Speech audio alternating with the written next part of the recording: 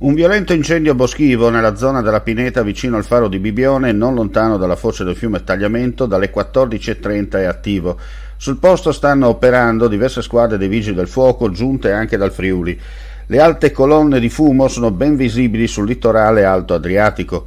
Il fumo e la cenere ha raggiunto anche Lignano Pineta. Non risultano al momento persone coinvolte. Come detto, diverse le squadre dei vigili del fuoco che stanno operando in una zona tra l'altro secca e il vento sta alimentando ulteriormente le fiamme. Non si esclude l'intervento di aerei ed elicotteri per cercare di domare al più presto possibile l'incendio.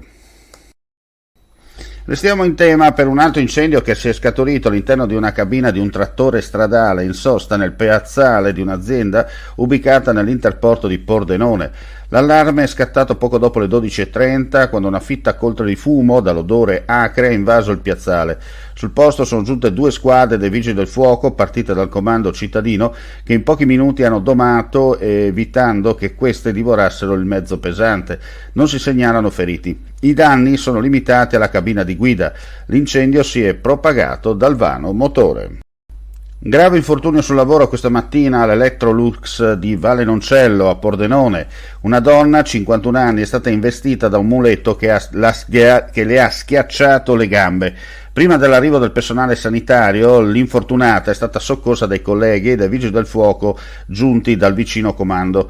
È stata condotta in ospedale in codice rosso in prognosi riservata.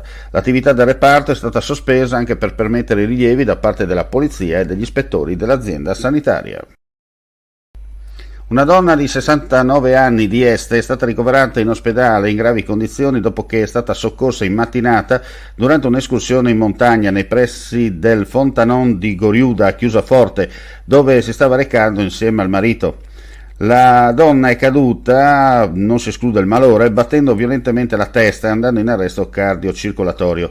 Sul posto 3 tecnici della stazione di Cave del Predil, del Soccorso Alpino, della Guardia di Finanza di Tarvisio e l'ambulanza. Successivamente, a bordo dell'eliambulanza, è stata trasferita all'ospedale di Udine, dove si trova tuttora ricoverata in prognosi riservata. Vuoi assaggiare una birra dove al suo interno scopri la specialità tipica friulana? Lumi Beer, il prodotto ricavato in 20 ettari di terreno coltivato orzodistico, biodiversità, performance ambientale.